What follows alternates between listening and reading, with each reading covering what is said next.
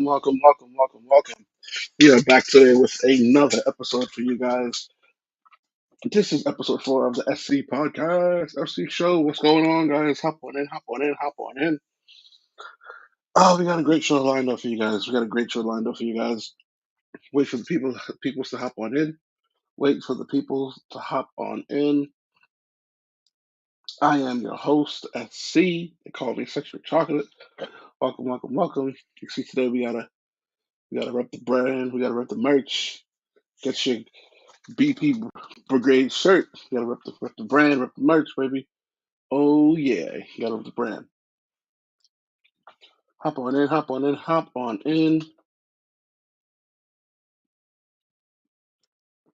Hop on in. Tag your people, tag your friends. Hop on in. Hold on here. Let's get these out. Oh yeah. Pardon, excuse me. If this is your first time here, like, subscribe, drop a comment where you're watching from. Mm-mm-mm. There we go. Let's send this out to a few. Get the notifications up. There we go. Boom, boom, boom.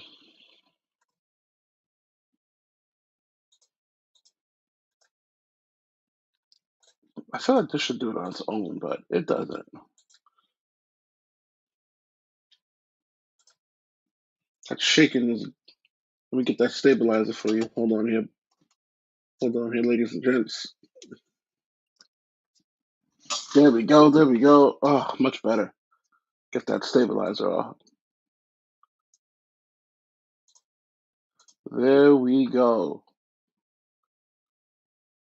So, guys, like I said, we are live on Facebook, we are live on Instagram, and we are live on YouTube. Hop on in, tag your people, tag your friends. Give you guys a few minutes to hop on into the room. In the meantime, let's get started, shall we? Episode 6 of X-Men 97. Hmm. I don't know. It's looking like.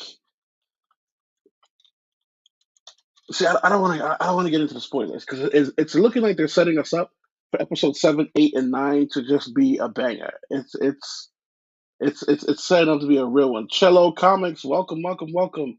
Cello, Sir Darius. Cello. Hold on here, Sir Darius. Sir Darius, why can't I see your comments on Facebook, Sir Darius? That's interesting. Very, very strange. Ah, listen, V-Rob. I mean, if you haven't watched, if you haven't watched X-Men 97 as of yet, I'm going to gracefully ask that you bow out, now, because guys, I'm telling you, there's going to be spoilers. I am telling you, there's going to be spoilers. Cello Comics, I see you. V-Rob, I see you. What's going on? Listen, if you haven't seen it yet, I don't know.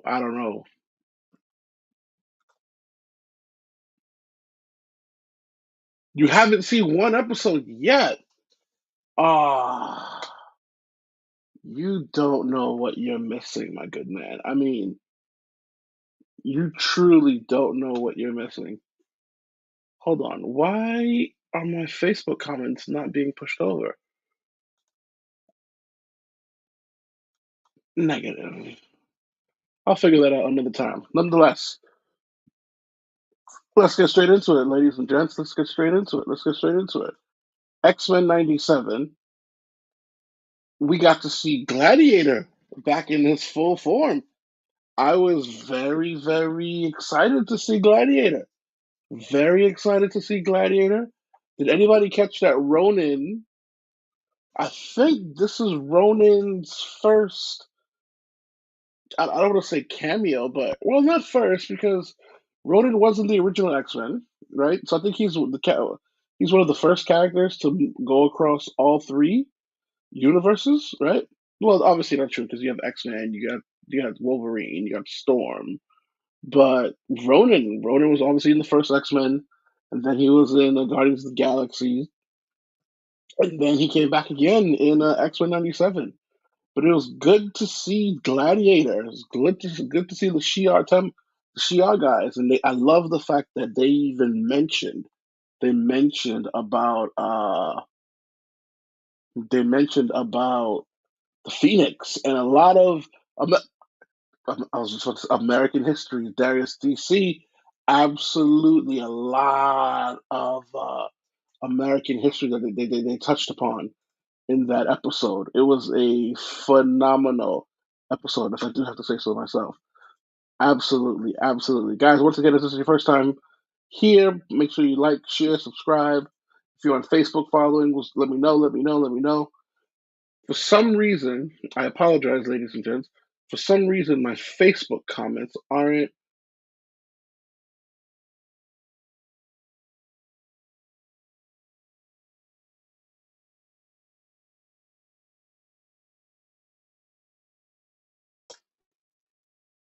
I apologize for that, guys. I apologize. For some reason, my Facebook comments aren't pulling over.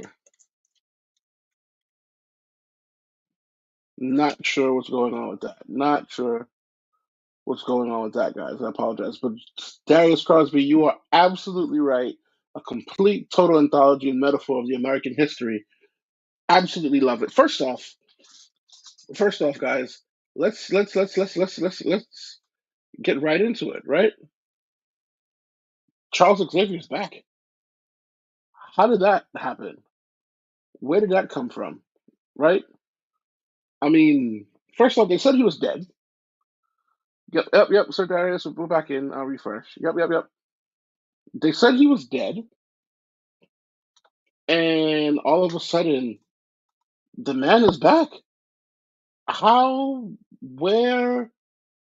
I mean, I'm completely blown away. X-Men '97 here, guys. Charles Xavier is the man is back. I mean, in the episode one, they literally said that the man is dead, right? They said that he's dead. He gave over his precious X-Men to Magnus, aka Magneto.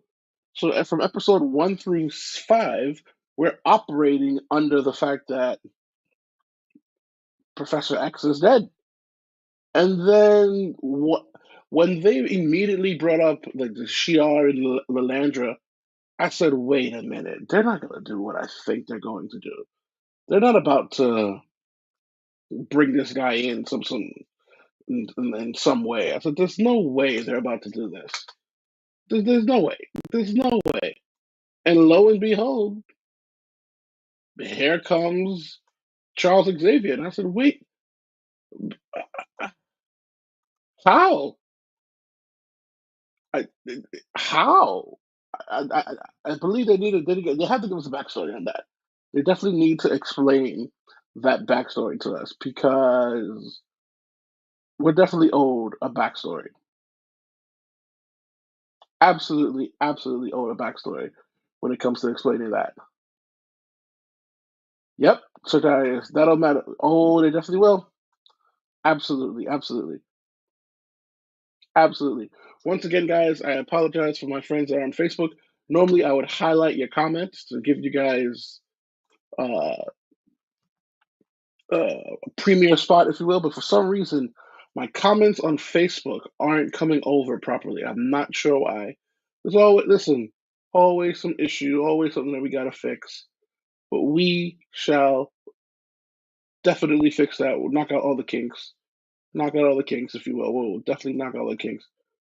But absolutely, absolutely, Sir Darius. Yeah, it's definitely gonna add for great drama. Definitely gonna add for great drama. I can't wait to see it. Oh, because it's a profile, it's not a page. I need to create a sexual chocolate page. Got it. That's all I needed to know. I will create a Facebook page. It can't do it because it's my profile. Hold on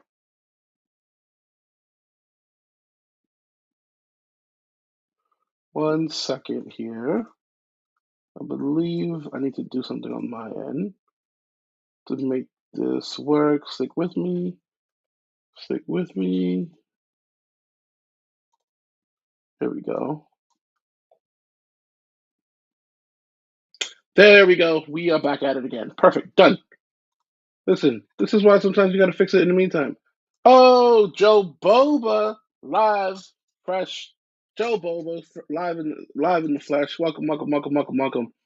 So yeah, guys, Charles Xavier's back. I said, whoa, and I love the whole idea. I think Darius just alluded to that. The whole American history anthology that he had to give up his peeps, and he said, no, I'm not going to do that. Definitely reminds you of a certain piece of history. I want to see if you guys know where it is, but definitely enjoyed it. I love the ending. Not towards the end when he realized that, well, you guys know who I am? I'm Charles Xavier. And he really showed his power. Yep, yep, yep. Really showed his power. I love that. So Darius of Force on Joe Hulk. Yep, yep, yep. Absolutely loves it. Absolutely beautiful episode. Let's not forget the fact that he snapped and realized that his X-Men were in dire need. That right there was touching. That right there was touching when he realized, oh my God, my X Men are hurt. My X Men are in dire need. Well, I got to go back to Earth. I got to go back to Earth. That touched me. That touched me right there. That touched me. Speaking of touching, or what touched my heart, not Rogue, Storm Forge. Ooh, let's get into it. Storm Forge. Joe Boba, is the series good? Let me tell you something right now.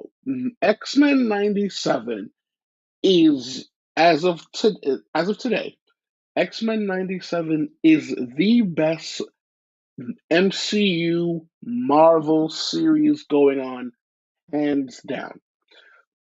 In the past, Marvel would create a TV show or a movie, right?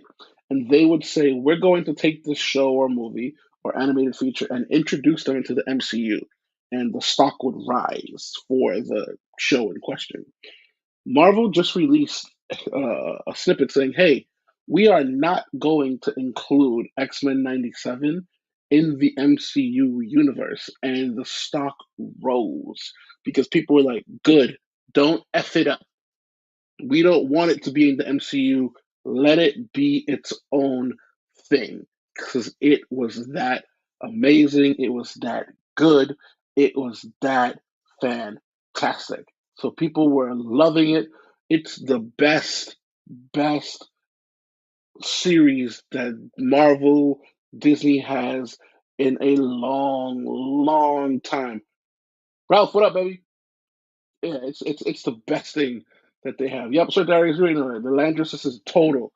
We, we would say other things, but we're respectful individuals. But absolutely. But let's leave that because we want to talk about witches. Let's talk about goddesses for a minute. Storm, Forge. I love the scene where she gets her powers. And am I the only one that saw that? Not only did she get her powers back, but if I'm correct, they brought her back to the original Jim Lee cover. I said, wait a minute. Goddess Storm is back? Look at the, look at this. I said, wait a minute. Goddess Storm with the head tie, with the. Oh, come on now. Come on now. It doesn't get better than this. Goddess Storm in her full glory? Ooh. Love it. I like the new look.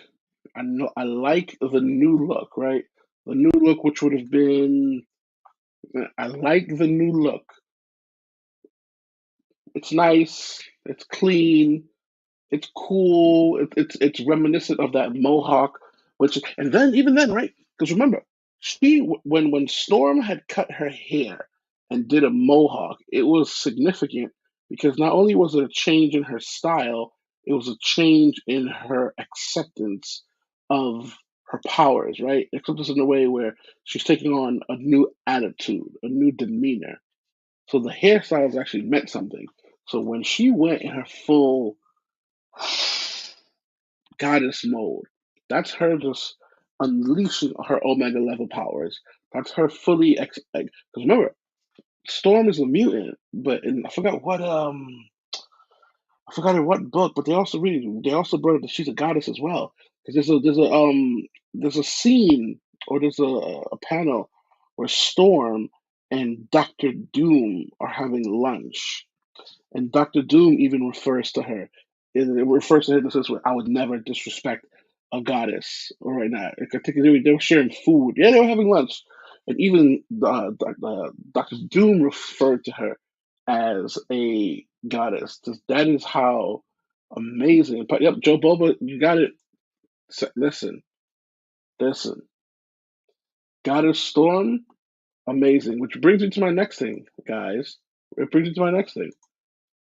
What is your favorite Storm cover? In recent years, what is your favorite Storm cover? I know we have what the David Nakayamas. I know we've had the Miguel Mercados, Jim Lee, of course, Chris Claremont. Trying to think here. Trying to think here. Jim Lee, Chris Claremont. Who else has drawn Storm? Sway. Sway. Actually, I have a slab here from Sway. That's that actual Storm cover. Sway has drawn her. Miguel Mercado has drawn Storm. Scotty Young has drawn Storm, which is also part of that Scotty Young collection. Scotty Young 27. Like, what's your favorite Storm cover, guys? I'll tell you mine. I'll definitely tell you mine. My absolute favorite Storm cover is the Storm cover by Art Germ.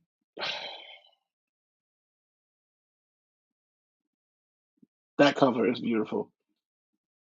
The Storm cover by Art Germ, it doesn't get better than that. Hold on here. Let me see what's in there. Yeah, see, there you go. In the initial introduction of Storm, she was referred to as a goddess in Cairo and Egypt. Absolutely. Listen, I definitely could see that. Absolutely could see that. Like most people don't understand the hats or the names or the monikers that have been given to Storm, right? So Storm definitely, with what they call her the wizard, right? Which is almost a reference or play on words from. There's an actual DC character called Weather Wizard. Probably excuse me, guys. So it's actually pretty funny that they called her that. And Weather Wizard was an actual man, right? She was also the queen of Wakanda. You know, which is sorceress of the skies, if you will. But she's also the goddess of the air and goddess of the sea. Amazing. But yeah, guys, check this out. I'm gonna show you my absolute favorite cover of Storm is this bad boy right here. Oh, the Storm art germ. So this was a cover A, and there was also a Virgin cover to this as well. I got the Virgin. I got it signed by no. I have the trade signed by Art Germ. This year, I'm aiming to get the Virgin signed by Art Germ, remarked, as well as by Allison Smith Elise. That would be that would be the pinnacle of my Storm catching it. So I'm hoping and praying that Allison Storm Release is at a con that I'm at. So Allison Storm Release, if you don't know, is the original voice actor or actress of Storm, and she's still playing her now. Let me see here. So Darius, so Darius. That's what she played here. Absolutely, absolutely. Yep, yep, yep. Joboba, Stanley Archer. This cover is amazing, amazing. And I remember Joboba. Speaking of Allison Elise, you actually hit me up about her. I think you and Hank had went to I want to say it was MegaCon. And you had actually hit me up and said, "Hey, you want something signed by her?"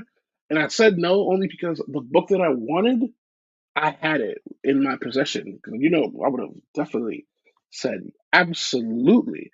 I wanted the version of that signed by her, and then I wanted Art Germ to catch it. But now that I'm realizing it, I should have taken you up on your offer because I forgot that David Nakayama also has a beautiful cover. So I should have gotten one of them signed, right? I should have gotten one of them signed, and then if I go to a con, crack it open and then take it.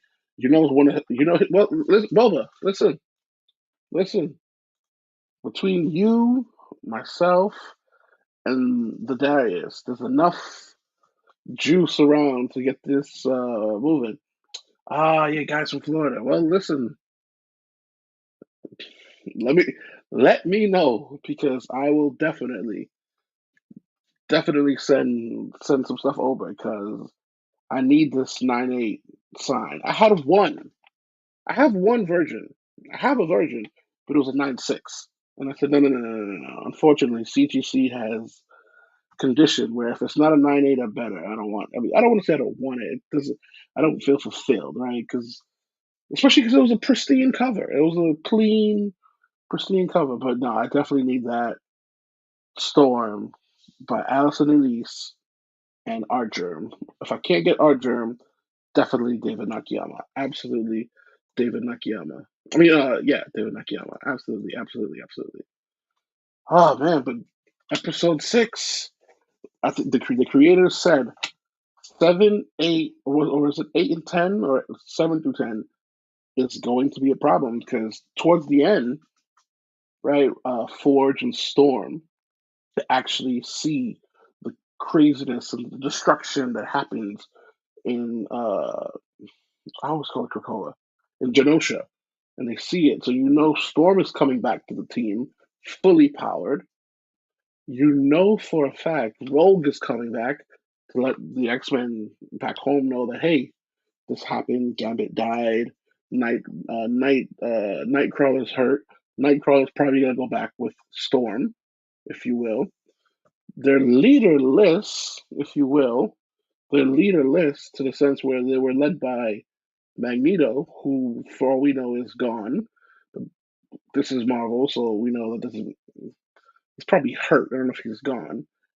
And we know for a fact that Charles is on the way back.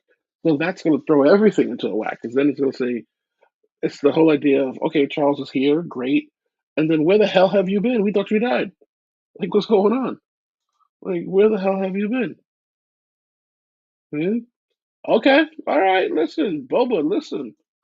You let let me know. Let me know, because an Art Germ remark, that's different. Art Germ remark, I don't care if it's a 9.6, I don't care if it's a 9.0, I'm taking it. Especially a Storm, and I apologize for deviating and going back, but Art Germ is an Asian guy. And I'm not saying it to be disrespectful, because obviously, I love the Asian community, Joe Boba, Big Hank, we got friends and family, I love the food. But I say that to say, if you're not from the culture, if you're not paying attention to the culture, certain things that you do can be taken as disrespectful, right? Certain things that you do can be taken as stereotypical. Oh, I'm going to draw this person. I'm going to draw them in a stereotypical way. And that sometimes comes across as ignorant and negative, right? Because we've seen other artists, and it's not Asian artists, we've seen other artists that are not from the African American culture or diaspora. And when they draw or when they interpret African American art or African American artists or characters, it comes out in a subpar way, or it comes out in a disrespectful way. Where if those same artists were to draw a white counterpart or an Asian counterpart, they can excel at that. Obviously, if you're an artist from the culture, such as Sway and Vita and Damian Scott, you're built into that, so you draw in a different way. Larry Stroman, you draw these artists. I say all of that to say Art German's an Asian dude, and to me, this is his best cover. Look at this cover. And he didn't do it where, okay, I'm gonna draw a character, make her look Asian-ish, and just make it dark. Because he could, because he could have made it look like that, and because some people have cheated in that regard, or make this person look white and just make it dark. No, he gave her black features. When you look at this, even before you see everything else, you notice it's a black woman. When you look at the hair, when you look at the necklace that he has, like that's someone that's paying attention to the culture and paying attention to the minute minutia details right there, right? The whole idea that the hair is the clouds. And even when you see the face, the symmetry, the nose, the high cheekbones, the full lips, right? That is a African American woman. That is a goddess. That is a queen. That is a Lupita. You would think a black man drew this, but the skill, the talent, the God given gift of Art Germ. Come on now. Come on now. It doesn't get better than this. It absolutely does not get better than this. Oh, the villain. What up, baby? We are live on Facebook, Instagram, and YouTube. Yes, sir. Yes, sir. Yes, sir. What's going on, baby? But yeah, this is my absolute favorite Art Germ cover. Absolute. His Catwoman. I haven't seen his Catwoman jump over. I need to take a look at that. I haven't seen his Catwoman. I need to take a look at that. I haven't seen his Catwoman. I need to take a look at that. I need to take a look at that. I need to take a look at that. Okay, okay. I gotta take a look at that. Need to take a look at that. I haven't seen his Catwoman. Uh, Speaking of moving on, guys, I don't know if you heard, but Last Ronin,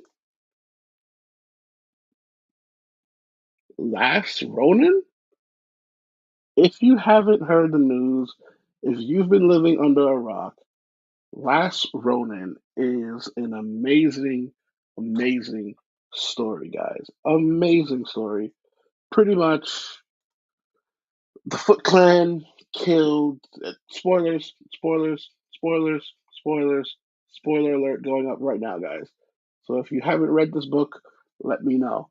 So this book came out around approximately last year, or not? Was it last year? I want to say the year before that. So this book is 2 years old. The book came out. Oh, I need to check out his Catwoman and jump over. All right, I'll take a look. I'll take a look. Last Ronin, guys. So the book came out 2 years ago, and as you see here, there's one turtle with all the weapons of the turtles, right?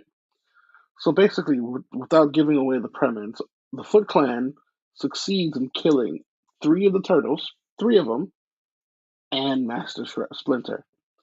And there's only one left who turned himself into a Ronin. If you guys are familiar with Japanese tradition, a Ronin is that lone samurai, normally out for revenge, and so that's why he's a Ronin, right? And the last turtle in question is Mikey. And I knew that I said that's the only way this can work. They have to make it Mikey.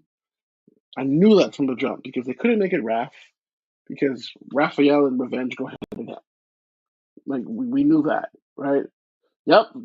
Shaw, that's his favorite from Art Germ. Listen, that cover is sensational. Sensational. Yep, guys, we are live on Facebook, Instagram, and YouTube. Live on Facebook, Instagram, and YouTube. Yes, yes, yes. So yeah, guys. So the last Ronin,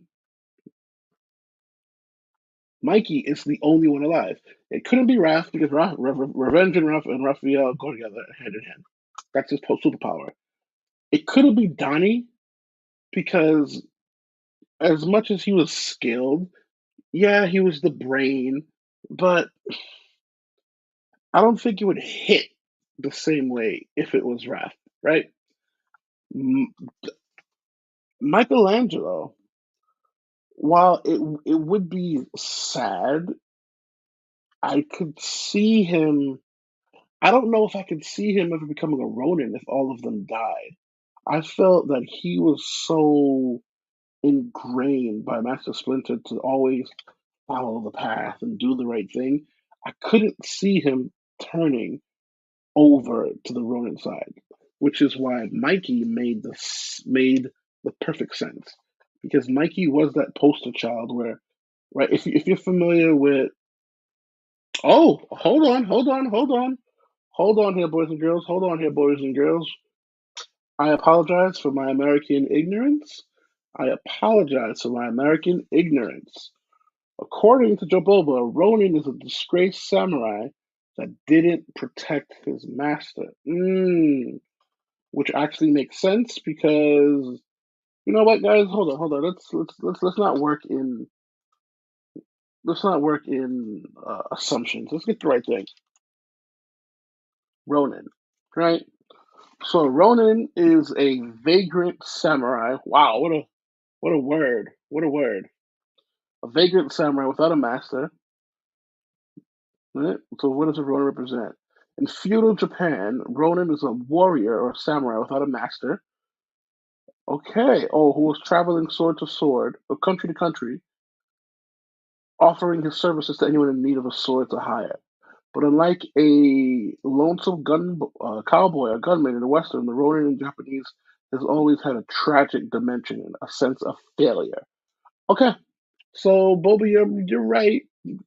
He doesn't have a master, a disgraced master. There's a sense of failure and hate. That something went wrong. Something had to happen. But you are absolutely right, Joe Boba. That is exactly the dimension, and that is the exact thing what makes Last Ronin so damn good. Mikey, who is a fun loving, and I say that to say everyone's weapon also brings out their personality, if you will, right? So while Wrath is the rageful one, right, his weapon, the Sai, is actually a defensive weapon. Right. His weapon is actually a defensive weapon. You would think he would have something that would be allow him to be more aggressive, but his weapon is one for defense. Where Leo, who is the more calm one, has the two katanas or the two sais, right, that allows him to be aggressive in that regard. Mikey, who is heavily reliant, not Mikey, Donatello, who's heavily reliant on toys and his tech, he just has a bow staff, right? And that bow staff forces him to use that weapon and rely on his creativity and his ingenuity. Mike Saratowski, what's going on? And I say that to say, Mikey, his weapon, as much as you would think it's him, it's free flowing and whatnot, you actually have to focus. So where Mikey is all over the place, his weapon forces him to focus in because it's not. We've all seen movies of everybody. We've all played with nunchucks. You don't know what you're doing, you're gonna hit yourself in the head. So as free flowing as it is, as he is, you got to actually focus and know what you're doing, right? So someone as a Mikey that's so focused, so free flowing, so fun loving, for him to be a rageful monster, which is Last Ronin, and to have all his brother's weapons and utilize them. Last Ronin is amazing, guys. If you have not purchased Last Ronin, I highly recommend that you get that book. Oh, here we go, right here, Last Ronin. If you have not read Last Ronin, go to your favorite local comic book shop, LCS. Saratowski, what's going on? Or Bulletproof Comics website as well, and get yourself a copy or the hardcover of Last Ronin. Now, why did I bring up Last Ronin? As you know, Last Ronin is about to become a video game. So the creators of God of War are creating a Last Ronin video game, which is going to be amazing. Remember, God of War has won so many awards, Game of the Year. God of War Ragnarok won uh, tons of E3 awards. Got the gamers G4 TV or Game Show Awards, if you will, won so many awards as well. That same team is going to take a Last Ronin that's going to be in that mature vein. It's going to be gritty in that sense where you're that lone Ronin warrior going for your family. It was just announced a few days ago by Paramount that they're making a Last Ronin movie. What? They're making a Last Ronin movie, guys. So the video game is still in effect in works. They're making a Last Ronin movie, and I don't know if you know this, but IDW is also going to relaunch the mainline Ninja Turtles comic series this year or for their 40th anniversary.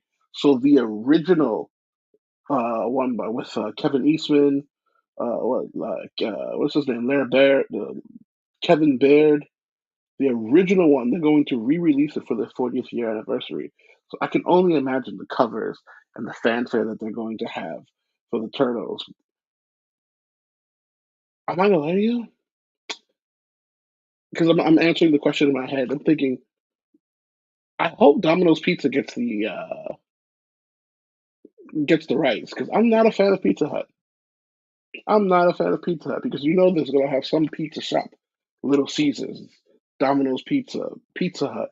One of those guys are gonna fight over it. I know in the original movie, I believe it was Pizza Hut. I believe it was Pizza Hut, but I like Domino's Pizza. I like the thin crust. The Pizza Hut doesn't do it for me. Pizza Hut doesn't do it for me. I'm sorry. It's not my thing. Yep, yeah, Joe Boba. It's gonna be a game. It's gonna be a movie. It's gonna be great. Oh, boys and girls, children of all ages. It is the one and only Papa Panero on Instagram. What's going on, Papa Panero?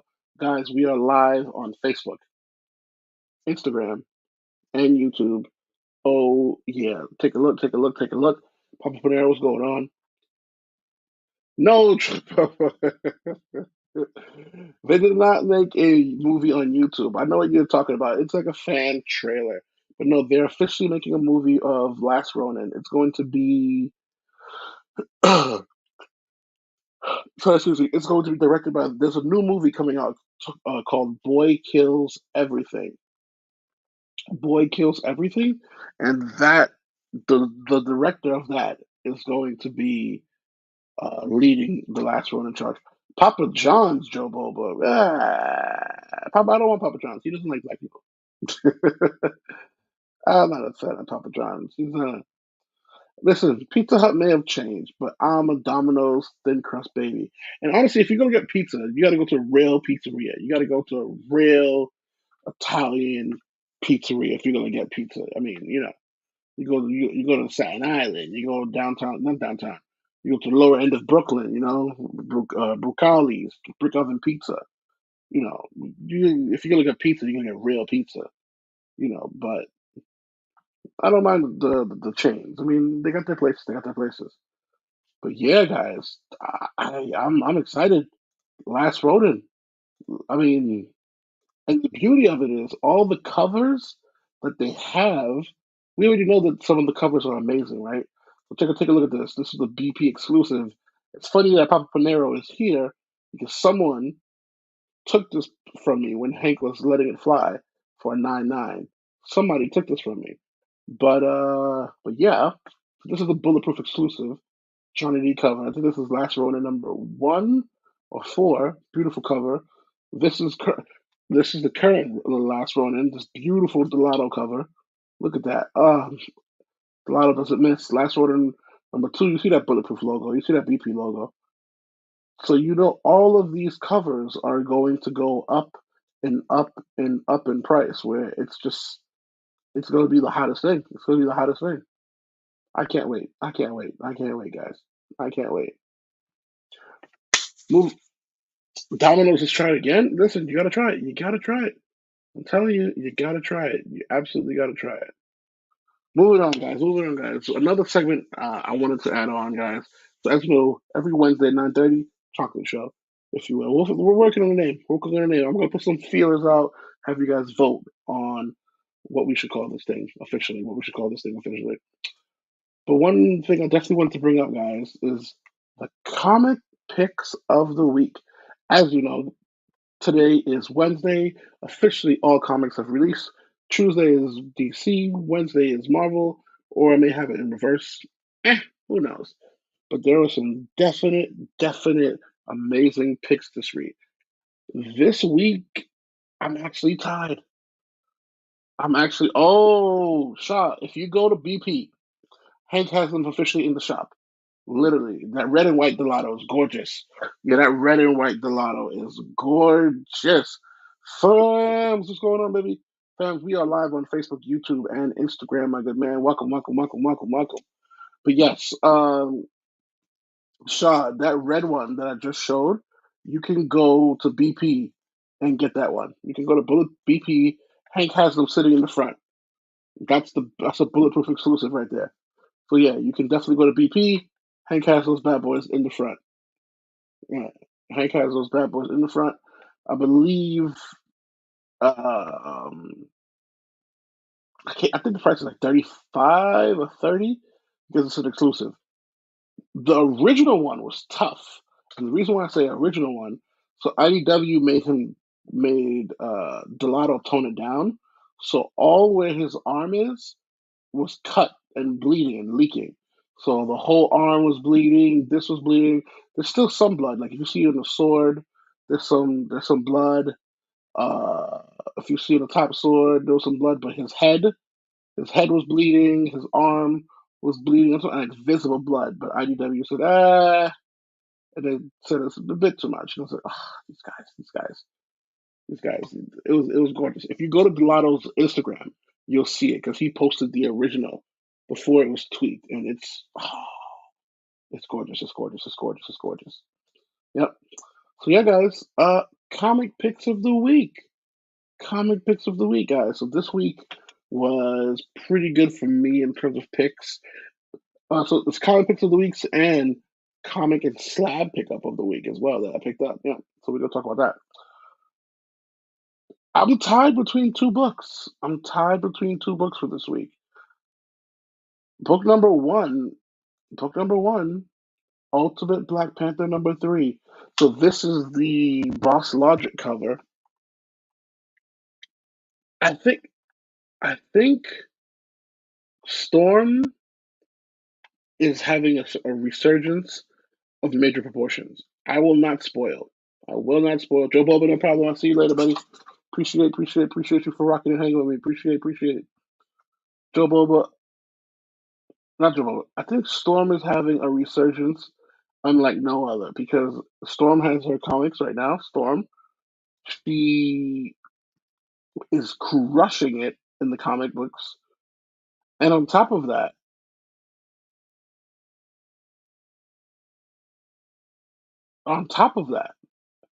the X-197 Goddess Storm. Oh man. I mean, whoever's pushing Storm, kudos to you. Kudos to you. The only thing I want to see her in the MCU, and I want to see her as T'Challa's wife. But I want to see her fully powered. Don't drop her down. Don't water her down. I want to see her as T'Challa's wife. At first, I wanted Angela Bassett to do it, but not. She's Queen Ramonda, so I don't know how that's gonna work. Who would I want as Storm? I can. At first, I had a second person I had was Janelle Monae, but after reading Far Sector, I can't see Janelle Monae as anything other than the Green Lantern and Far Sector as Sojourner Milan. I can't see Janelle Monae as anything else. So I don't know if they're gonna have to cast a new person to be Storm, or if Lupita has a cousin or something, they can get her because they need somebody regal. They need somebody who can act. I didn't like Halle Berry as Storm. I hated Halle Berry as Storm. They made her docile. They just Halle Berry's great eye candy, right? But it wasn't it. It wasn't it. It wasn't it. But yeah, boys and girls, Ultimate Black Panther number 3. That's my tie. You're probably thinking, well, if that's number one, what's the tie with it? What's the tie with it? Moon Man number 2, guys. Moon Man number 2. So for an indie title, right? and for what I call a celebrity book. So if you don't know, Moon Man is written by uh, Kyle Higgins and Kid Cudi. Kyle Higgins who's the creator of Radiant Black and a lot of the massive Versa books, and Kid Cudi, who's Kid Cudi, rapper extraordinaire. Moon Man #1 was hotcakes, hotcakes, hotcakes. A certain somebody I know got a beautiful Moon Man book, and I said, "Ah, green with envy." Ooh, double signed, delicious book, delicious book, delicious book. But Moon Man #2, you would think, because it's very easy to come up out the gate and hit really, really well and do well as a first issue when nobody knows what to expect, right? Because that surprise factor is there. So even if the book was the surprise factor pushes it up a little bit higher, right? But you have to maintain that. That's where issue 2 and 3 are really critical.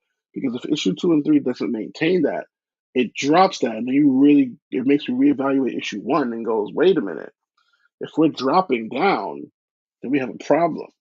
Who? What are we, an owl now? Who? So someone has a very nice care package in their museum of goodies, if you will. Yeah, but yeah, guys.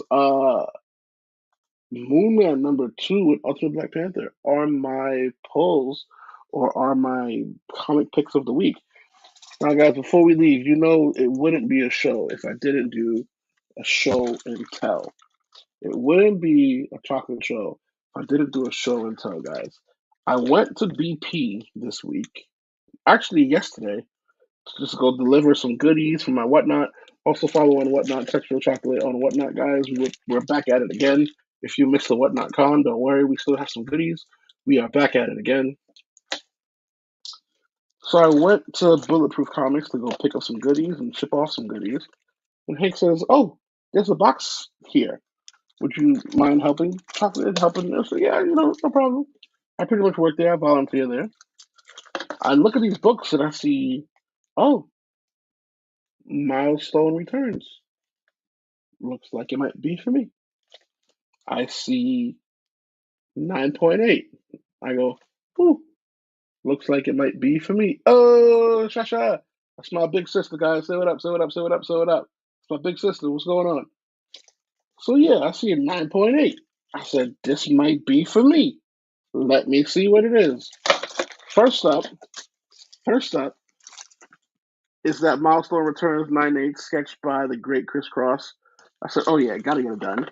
Second one is a compendium sketch, connecting sketch. So this is classic. This is original static. This is new and classic static. Gotta love it. We gotta end off with the unboxing. We gotta end off with the unboxing, guys. So yeah, had to pick those bad boys up. Had to pick those bad boys up. Outstanding, outstanding. Sir Darius says, "Yeah, listen, we gotta show the goodies. We have to show what we got. Gotta let the people know that we still have some amazing goods. And I know you. I can't end the show without we're talking about Storm, and I know I've been showing this all week, but I mean, golly, Goddess Storm in the flesh, Larry Strowman special. It doesn't get better than that. It doesn't get better than that. This week, this is going up on the wall. I mean, this week is definitely going up for a wall. Well, I mean, listen, I have items to discuss and parlay with because, like I said, This is a gift. I don't know what I'm doing with it yet. I don't know. And you see another goddess storm, right? You see yeah, so let's see. Let's see. I don't know. Let's see. Let's see. Let's see. Oh, appreciate sis. Appreciate. Yeah, listen, the storm is gorgeous. The storm is gorgeous. So it's another goddess storm. So that's it, guys. Next week, every Wednesday, 9:30, we here live on Facebook, Instagram, and YouTube. We will be recapping X-Men 97, episode 7. Episode 7. I gotta go back to it. I gotta go back to it real quick because I'm sitting here. I'm like, I thought the man was dead. I thought the man was dead, and he comes back. Like, I'm trying to understand how does this happen? And I'm sorry, but I gotta bring it back. Episode 1 through 5, we're operating under the fact that he's dead, and in episode 6, the man comes back to life. How does that work? How does that work? I don't know. So, guys, like I said, every Wednesday, 9:30, Facebook, Instagram, and YouTube, we will be here recapping episode 7. This Friday, catch me in the Bulletproof Auction every 7 at 7:30. Instagram, Facebook, and YouTube on the Bulletproof Auction. Next Friday, the 26th, Saturday the 27th, I will be at Schaumburg, in the Schaumburg Museum. I'll be there. I'm not probably gonna do a live show there. Remember, Saturday we're gonna have Damian Scott. At the Schaumburg, we're gonna have Larry Stroman. We're gonna have Todd Johnson, the co-creators of Tribe. We're gonna have Vita Ayala. Right? Hold on. I can't believe I didn't even talk about that. Did anyone catch? Did anyone catch in episode 6? Did anyone catch in episode 6 that Charles Xavier name dropped Children of the Atom at least twice? Because he said Children of the Atom once, he said Children of the Atom twice, and then he said My Children of the Atom 3 times. Did anyone catch that little Easter egg there? So if you have a Children of the Atom right now, make sure you bring that to Schaumburg because Vita Ayala will be there to get those bad boys signed, get them CTC'd if you want. But did anyone catch that little Easter egg? And when I heard it, I said, "Oh, yeah, I said that, yes." So Darius Crosby said, "Yes, yep." I was like, "Did anybody catch that Easter egg where in the episode 6, Charles Xavier dropped 3 times Children of the Atom?" And I said, "Oh man." So if you guys have those books in your arsenal, in your inventory, get them ready because you know right now everything X-Men 97, everything that happens from the show is going to be hotcakes because even the actual covers themselves are going off. But yeah, this Saturday, like I said, next Saturday we'll be at Schaumburg, Friday and Saturday. Remember, we will not have a auction on Friday because we will be at Schaumburg. We're going to skip that, and then May 3rd we're going to have our auction, which is a big auction, and it's a precursor right before then, because on May 4th, which is Star Wars Day, we're gonna have free comic book day. We're gonna have Will Torres in attendance. We're gonna have AJ, one of the key writers or artists from Valiant, there. And then we're gonna have Dennis Camp, who is writing the Ultimates for Marvel. He will be in attendance signing the free comic book day versions of his book, all his Valiant books, so Bloodshot, Agent of World, 20th Century Men as well. All the sketches and artwork and books will be CGC eligible there as well. And don't forget, David Walker is going to be at Schaumburg. I don't think I need to say that more often. I mean, David Walker, who, if you need to go see David Walker, you got to go to Heroes Con, you got to pay the bill, you got to fly. If you're local to New York, hop over there. He's going to be right there in Harlem in the Schaumburg Center. So make sure you are there. The Schaumburg is a free event, kid friendly event. I'm probably going to bring one of my little ones there on either Friday or Saturday just to spend the day with the fam and enjoy. Make sure you're there. Come, bring the family. Go to eventbrite.com, Schaumburg, get your tickets. They are free. First come, first serve. Once it gets full, they will force you to wait outside. Hopefully, the weather is good. Hopefully, the weather is good. Because the weather is good, then they'll open up. I heard that there's a backyard or something to that effect, like a little outdoor area that they'll open so that we can enjoy and rock and roll. So hopefully the weather stays good. But it's been pretty good in Brooklyn. It's been pretty good in New York. It's been pretty good in New York. All right, guys, that's the end. I will see you guys next Wednesday, 9:30, Facebook, Instagram, and YouTube.